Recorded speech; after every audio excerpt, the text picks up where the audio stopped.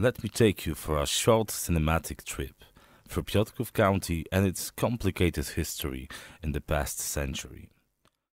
Piotrków County is located in central Poland in the Łódzkie Voivodeship. It lays on the crossroads of the main Polish highways, railways, and in close distance to the biggest Polish cities and airports. Our county is filled with beautiful natural areas, winding rivers where you can do canoeing, the Sulejowski Lagoon, a dream of every sailor, and green forests, great for hiking. You will find here interesting historical monuments like the medieval Sulejów Abbey, recognized by UNESCO as unique heritage. In the middle of our county lies the 800-year-old town of Piotrków Trybunalski, probably one of the most relevant cities in Polish history. Piotrków County is like the heart of Poland. At least we feel that way about it, and even our motto states, straight from the heart. We will start our journey in the beginning of the 20th century, when Poland for over 100 years was occupied by three dark eagles, Russia, Prussia and Austria. Our region was submitted then to the Russian Tsar's tyranny. On one hand, it was a period of unprecedented growth for the region. Politically, economically and demographically, it led Piotrków to become the location of a very important railway station, which became a part of the international Petersburg-Vienna line. On the other hand, Polish culture and people were Russified, and those who resisted faced imprisonment, deportation to Siberia or even death sentences. The symbol of the Russian dominance was the All Saints Orthodox Church, a perfect example of historical dissonance, but we'll get to that later.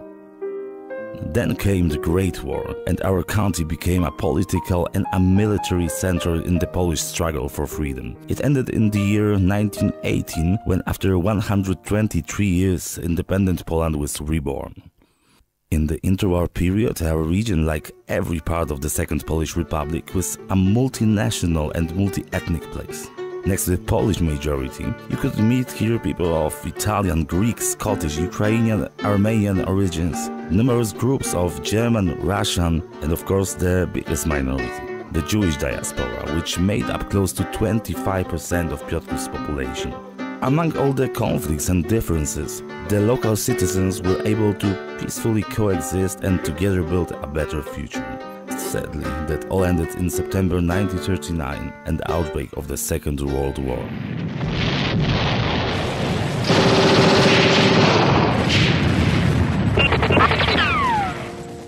There's nothing positive to say about the lasting almost 5 years Nazi occupation. It was a time of terror, when towns were bombed and people murdered, just because they weren't German.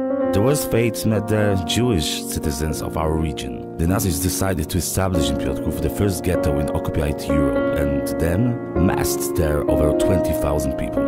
They were used as slave labor force, sent to German death camps and killed by diseases, starvation, or in group executions that often took place in the local Jewish religious center, the Great Synagogue. Yeah. The bullet holes. Bullet. Must have been a big bullet. The bullet, that's the shooting against.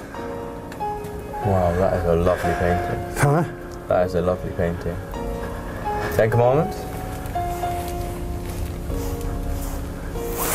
It's the Ten Commandments. Yeah. Wow, that is a great painting. And that was... So what was this when it was a synagogue? What was this room? This used to be a Beit HaMidrash. You know the Beit HaMidrash? Yeah, where everyone learned, did learning. So that is, but during the war, they came in here and they shot people here.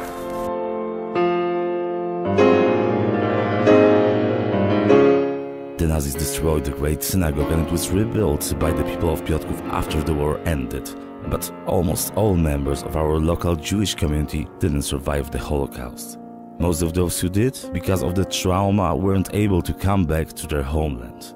The Germans, before escaping from Piotrków, didn't only manage to destroy the local Jewish cemetery, and today it is a memorial of our neighbors that aren't among us anymore and their suffering. Sadly, the end of Nazi occupation didn't mean freedom for Poland and our region.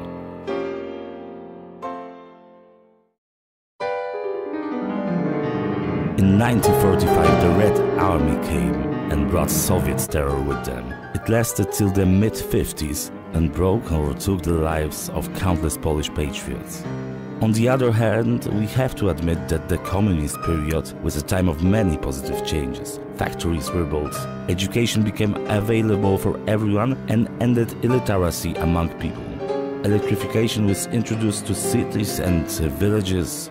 Also, large road and residential investments were made, which we often use till today. Our region also became an important administration center, the capital of the Piotrków voivodeship. We also experienced being a host of an important, little North Korean-style, nationwide celebration, Dożynki 1979, which made other regions of Poland jealous.